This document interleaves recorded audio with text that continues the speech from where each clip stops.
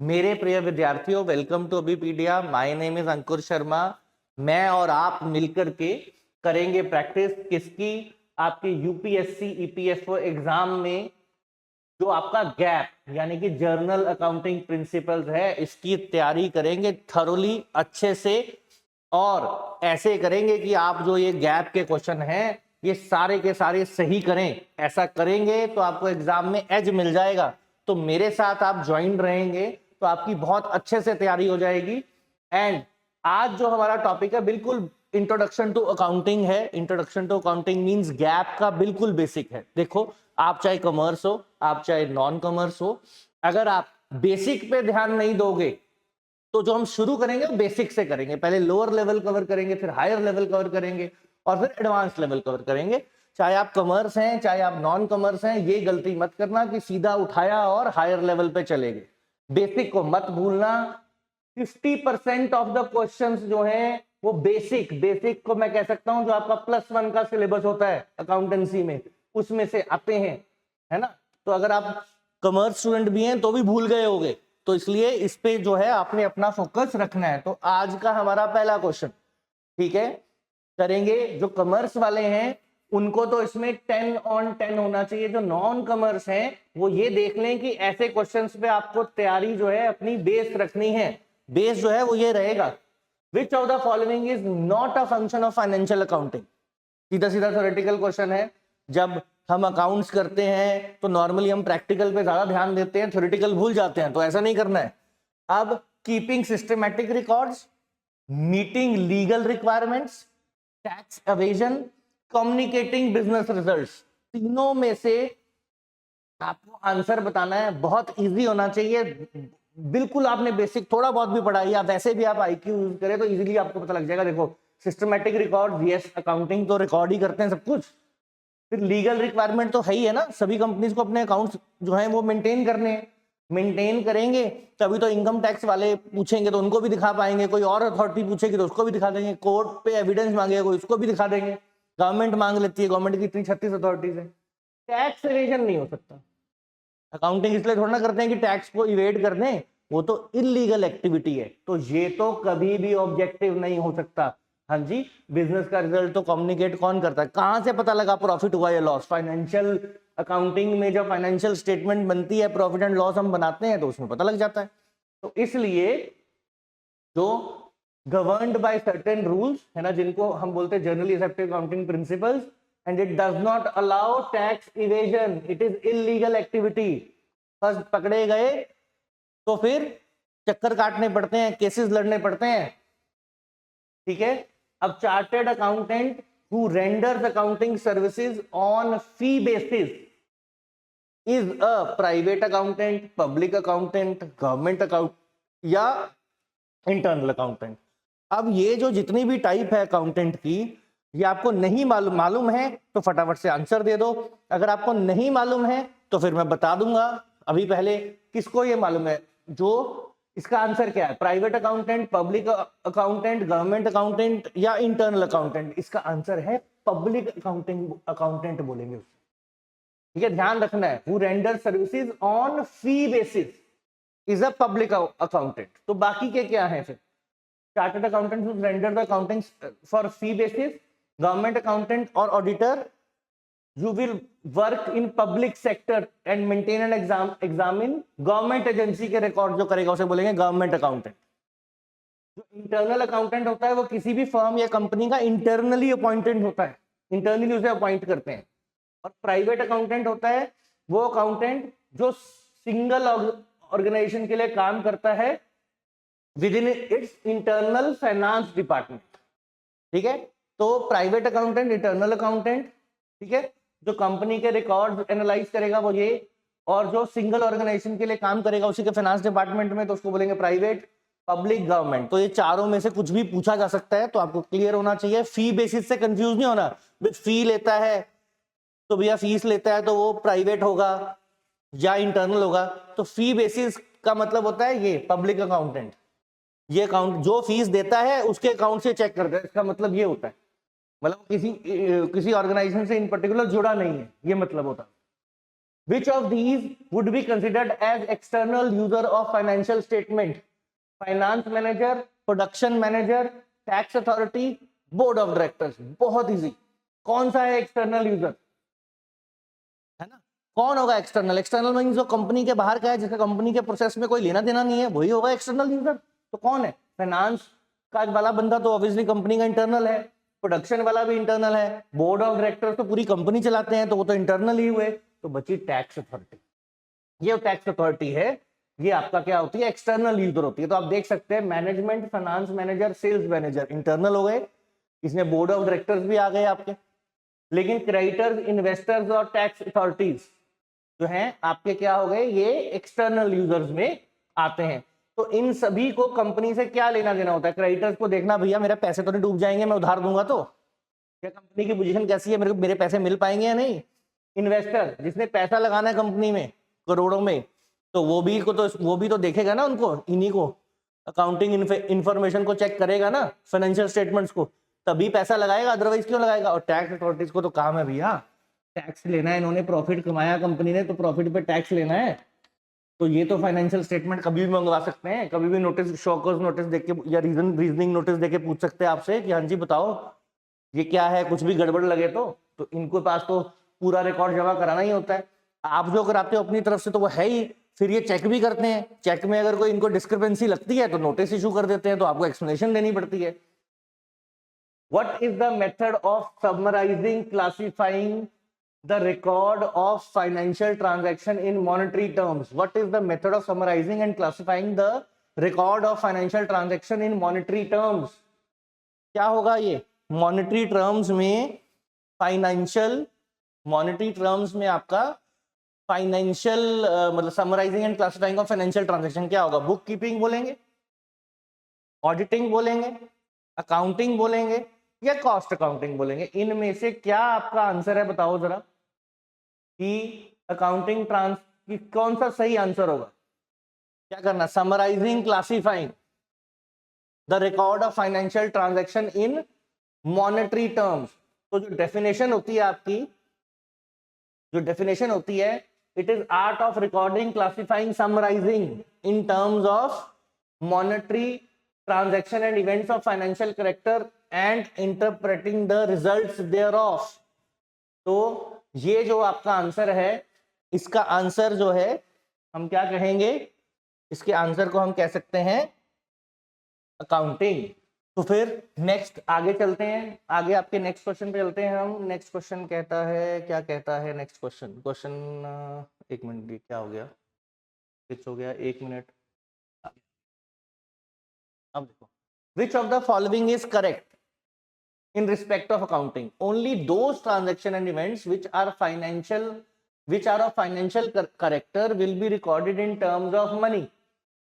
पहला चीज. दूसरा, all events and transaction which will be recorded in the books of accounts irrespective of the fact whether these are financial in nature. Transaction to be recorded may be chosen by the finance manager of the company.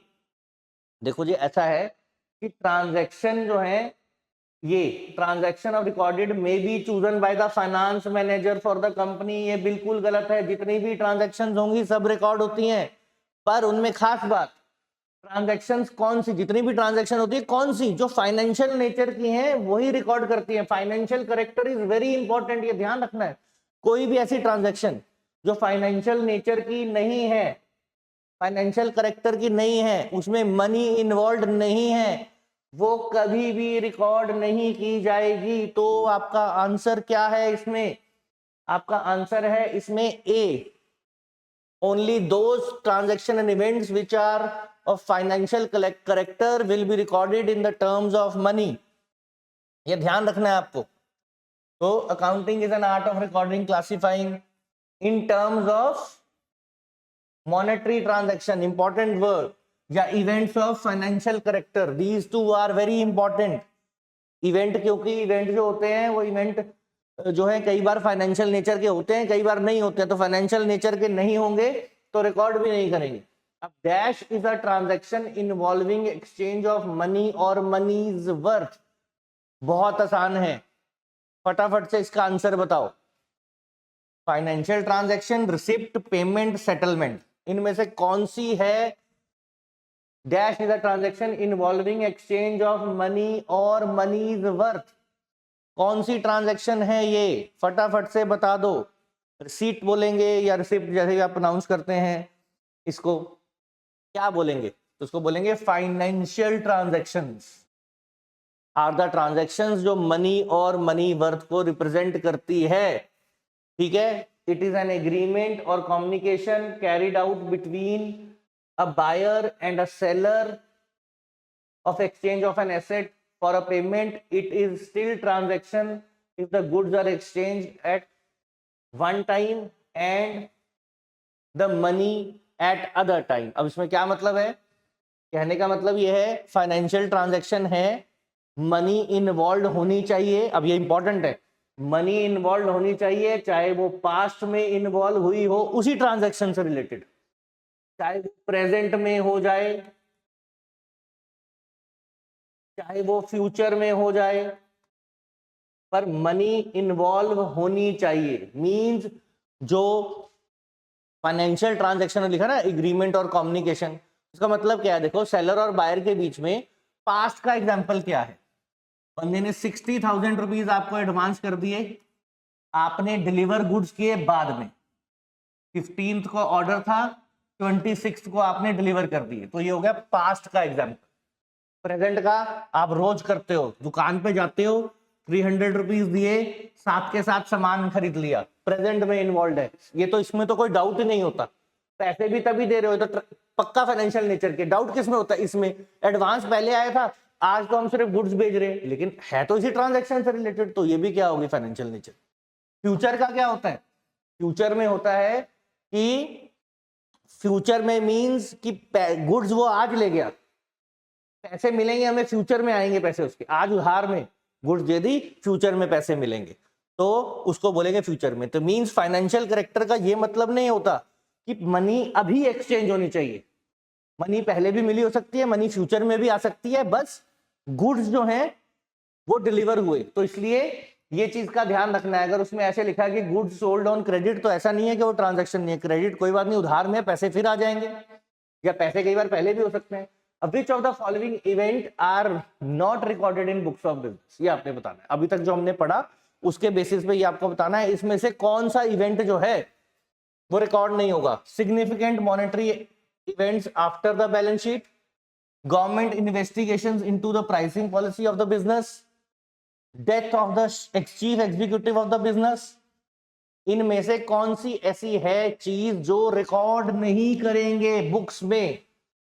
अब इनमें से कई है, देखो government ने investigation कर दी pricing policy पे, काफी इंपैक्ट पड़ सकता है आपकी रेपुटेशन पे, आपके बिजनेस पे, बट फाइनेंशियल स्टेटमेंट में इसका कोई रेफरेंस नहीं है।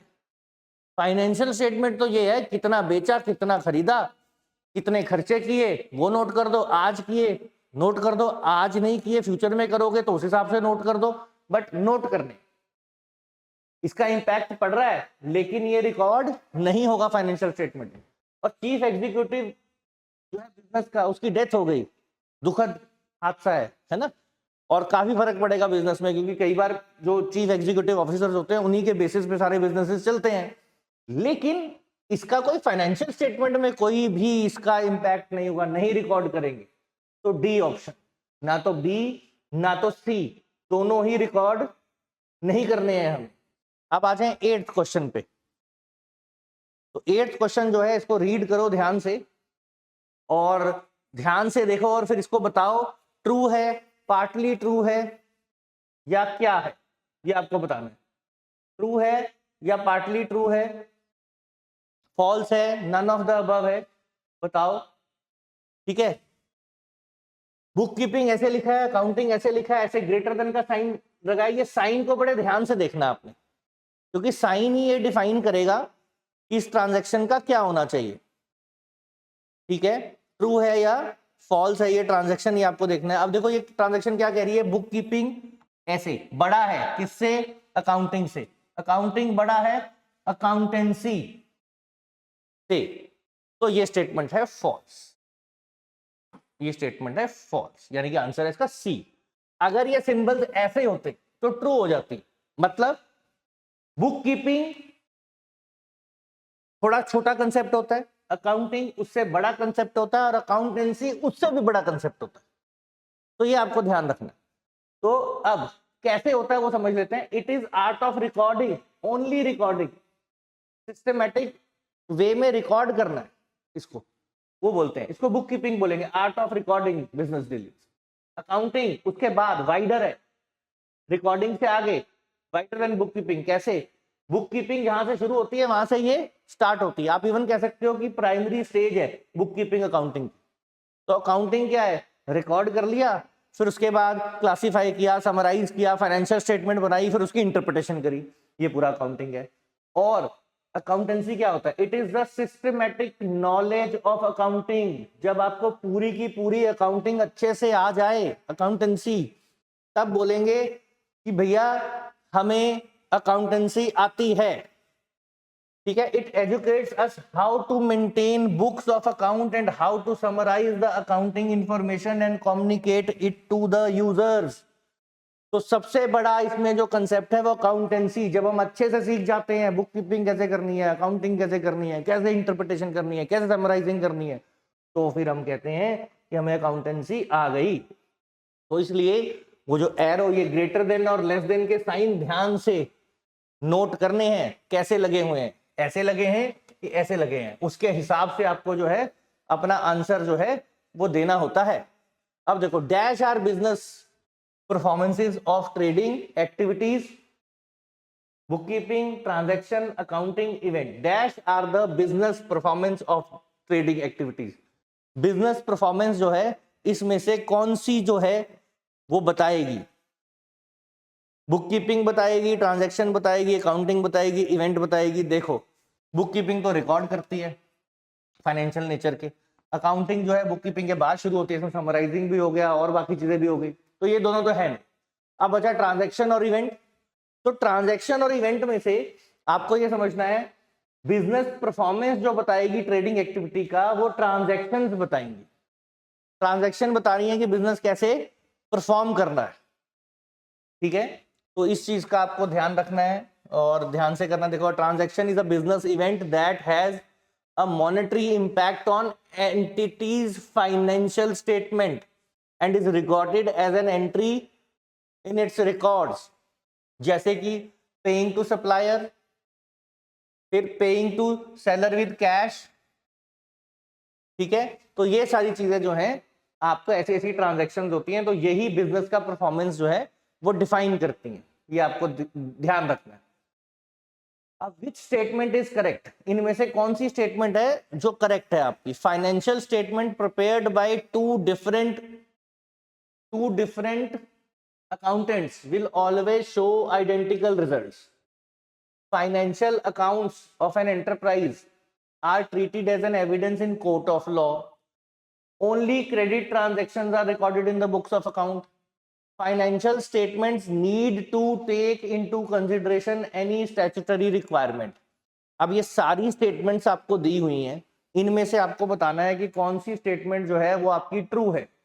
फटाफट से मुझे बताओ, नहीं तो फिर मैं आपको बताता हूं। वैसे इजी है, देखो, financial statements are prepared by two different accountants will always show identical results. होना चाहिए ऐसा? जरूरी नहीं होता, ये ध्यान रखना है। तो statement correct, which of the statement is correct, ये करेक्ट नहीं है, फॉल्स है, जरूरी नहीं है। अलग अलग अकाउंटेंट हो तो अलग अलग फाइनेंशियल स्टेटमेंट आ सकती हैं, कुछ ट्रीटमेंट में डिफरेंस हो सकता है। ठीक है? It is not sure shot. अब उसको एक को नॉलेज ज्यादा है, एक को नॉलेज कम है, तो उस हिसाब से डिफरेंस आ जाता है। बैलेंस शीट मैच करना एक अलग बात होती है, वो कई बार हो जाती है, कई एरर हो तो भी हो जाती है। तो यू कांट से कि दो अकाउंटेंट बनाएंगे तो सेम ही बनाएंगे, जरूरी नहीं है, डिफरेंट हो सकती है। हाँ, सारी चीजें सब कुछ सही से की होंगी तो अलग बात है, लेकिन आप ये श्योरली नहीं बोल सकते। ठीक है? Financial account of enterprise are treated as evidence of court of law. Yes, true. Only credit transactions are recorded in the books of accounts. False.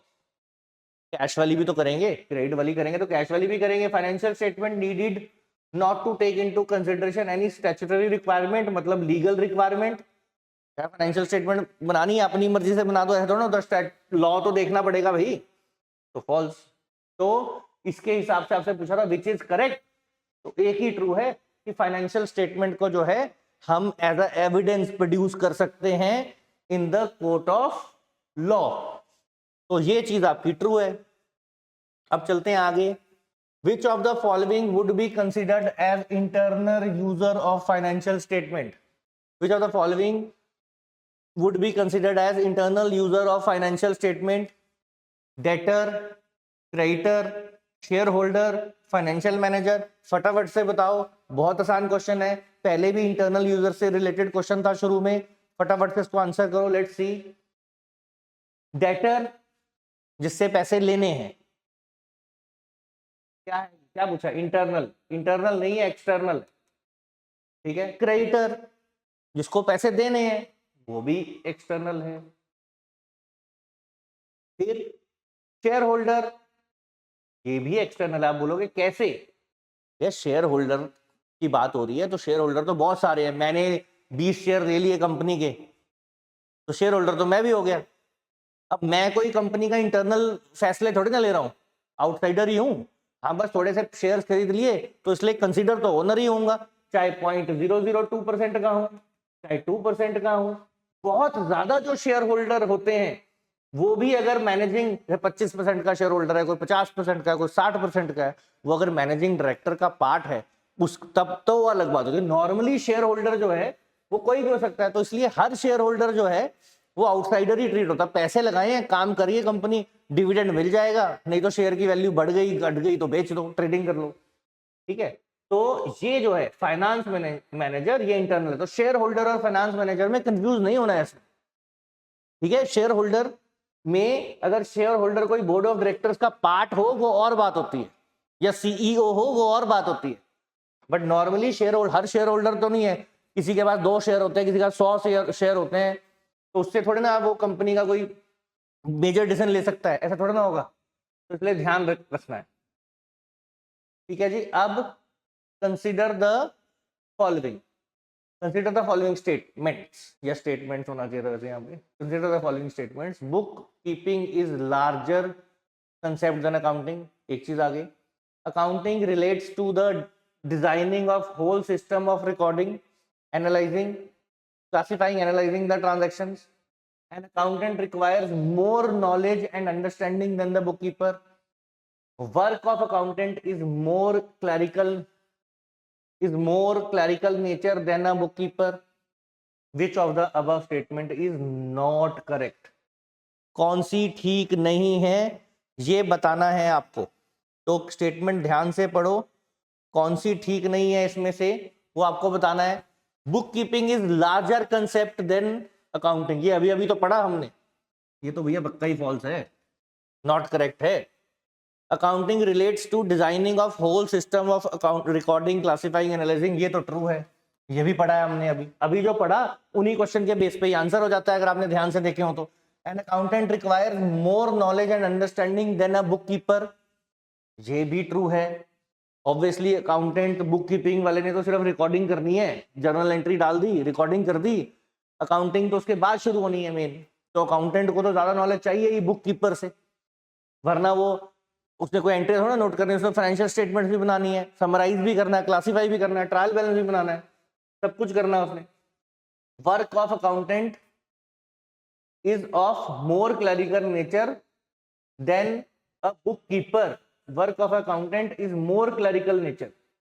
अब अकाउंटेंट का जो काम होता है वो स्किल का होता है, उसको समराइज भी करना है, गलतियां भी ढूंढनी है, फाइनेंशियल स्टेटमेंट भी बनानी है, इंटरप्रिटेशन भी करनी है, तो इसका काम क्लरिकल नेचर का नहीं होता, मतलब होता है लेकिन बुक कीपर से क्या है, work of accountant is more clerical in nature than book keeper, नहीं वो क्लरिकल वाले का, क्लरिकल मतलब एक काम दे दिया वही करेंगे, तो बुक कीपर को तो वही है, एंट्रियां करनी है, सेम सेल की एंट्री कर दो, परचेज की एंट्री कर दो, एक्सपेंसेस की एंट्री कर दो, इनकम सैलरी दे दी उसकी एंट्री डाल दो, तो एंट्रीज डालनी है उसको, रिकॉर्ड ही करना है, तो इसके हिसाब से ये स्टेटमेंट भी फॉल्स होगी। अब देखो 1 और 4 आपकी फॉल्स है, कौन सी ऑप्शन है, बिल्कुल फर्स्ट ऑप्शन ही बन जाती है 1 और 4, तो 1 और 4 के हिसाब से आपकी कौन सी ऑप्शन बन गई, फर्स्ट ऑप्शन बन गई, ठीक है जी। अब चलते हैं नेक्स्ट क्वेश्चन पे, एक मिनट, नेक्स्ट क्वेश्चन क्या है आपका, which of the following is appropriate, इनमें से कौन सी जो वर्डिंग है वो एप्रोप्रिएट है? Book keeping is an art, book keeping is a science, book keeping is an art as well as science, दोनों में से कौन सा ट्रू है? नन ऑफ दीज, कोई भी ठीक नहीं है, कोई भी अप्रोप्रिएट बात नहीं। तो आपको ध्यान रखना है, जब भी कुछ भी आपसे सब्जेक्ट पूछें, कोई किसी भी तरह का बुक कीपिंग पूछ लें या कभी इकोनॉमिक्स में पूछ लें, किसी में भी पूछ लें कि भैया ये आर्ट है या साइंस है, तो हमेशा मिक्सचर होता है। आर्ट क्यों होता है? क्योंकि इनोवेशन चाहिए, स्किल चाहिए, इंटरप्रिटेशन स्किल चाहिए, एनालिटिकल स्किल्स चाहिए, है ना, तो इसलिए वो आर्ट हो जाएगा। तो यानी कि ये स्टेटमेंट ट्रू। और साइंस क्यों है? कुछ ट्राइड एंड टेस्टेड चीजें होती हैं, वो एज इट इज ही आपको यूज करनी होती है, हर बार वही डिसिप्लिन जो है वो रिक्वायर्ड होता है। जैसे art is required in creative and judgement and skills, ठीक है, आर्ट रिक्वायर्स, तो वो अकाउंटिंग में चलता है। आपको जज भी करना पड़ेगा, आपको क्रिएटिव भी होना पड़ता है, इनोवेटिव भी होना पड़ता है, अकाउंटिंग टेक्निक्स जो है आपको प्रॉपरली भी लगानी होती है। और in order to perform accounting function well discipline training is required. आपको प्रॉपर जो है अकाउंटिंग अगर आपको करनी है तो आपको सीए कोर्स करना पड़ेगा, या अकाउंटेंसी के अंडर सीख के आपको अकाउंट सीखने पड़ेंगे, कोई ना कोई टैली का कोर्स करना पड़ेगा, कुछ प्रॉपर स्किल सीखना पड़ेगा, तभी आप कर सकते हो। तो साइंस का मतलब यही होता है, बिकॉज साइंस जो है उसको हम, क्योंकि हमें वेल डिसिप्लिन और ट्रेनिंग लेनी पड़ती है, तभी जाके आप अकाउंट्स जो है वो हैंडल कर सकते हैं किसी कंपनी के, ऐसे ही नहीं कर सकते सीधे जाके। तो इसलिए हम इसे बोलते हैं साइंस है, क्योंकि इसमें बॉडी ऑफ नॉलेज चाहिए, यू नीड नॉलेज, और क्रिएटिविटी भी चाहिए, इनोवेशंस भी चाहिए, स्किल लेवल भी चाहिए, ठीक है। कई बार कोई नई एंट्रीज आ जाती है तो सोचनी पड़ती हैं, तो वो सारी चीजें जो है दोनों इसमें कवर हो जाती है। अब आ जाए accountant, does more than routine work, is required to have a lower level of knowledge in comparison to book keeper, ये तो नहीं है, हम कर चुके अभी बार बार। Often direct and reviews the work of the bookkeeper, none of the above, accountant का इनमें से कोई भी काम नहीं है। तो does more than routine work, ये तो वैसे भी कोई चीज नहीं है ना, ये तो कोई भी कर सकता है। रूटीन वर्क से ज्यादा तो अकाउंटेंट का क्लर्क से भी हो जाता है, कभी ऑफिस बॉय को भी करना पड़ जाता है, किसी को भी करना पड़ जाता है। तो you can't say, but this one yes, वो बुक कीपर को का काम को रिव्यू भी करेगा और उसे बताएगा भी, इन केस कुछ मिस्टेक होगी कि गलती आपसे हो गई तो वो सारी चीजें वो बताएगा। तो अकाउंटेंट जो है इससे रिलेटेड वो आपका ऑप्शन सही था। Which of the following is true? Accounting involves communication, वो सही है। Accounting often directs and reviews the work of the book keeper, ये तो ट्रू ही अभी पढ़ा हमने। Book keeping is wider than accounting, book keeping is wider than accounting क्या है? ये तो फॉल्स हो गया, ये ट्रू हो गया। अब ये देखना है क्या कम्युनिकेशन इन्वॉल्व रहता है इसमें बुक कीपिंग आपका अकाउंटिंग में? यस, जो भी आपका रिजल्ट आया वो कम्युनिकेट भी तो करना है, रिपोर्ट्स भी तो बनानी है, तो यस ये भी ट्रू है।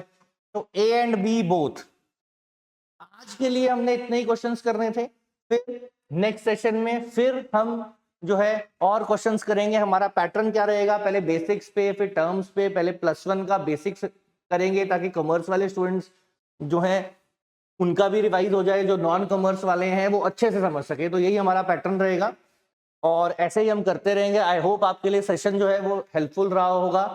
तो आप जो है मुझे इसके बारे में बता सकते हैं कमेंट करके। थैंक यू वेरी मच, फिर मिलते हैं नेक्स्ट क्लास में।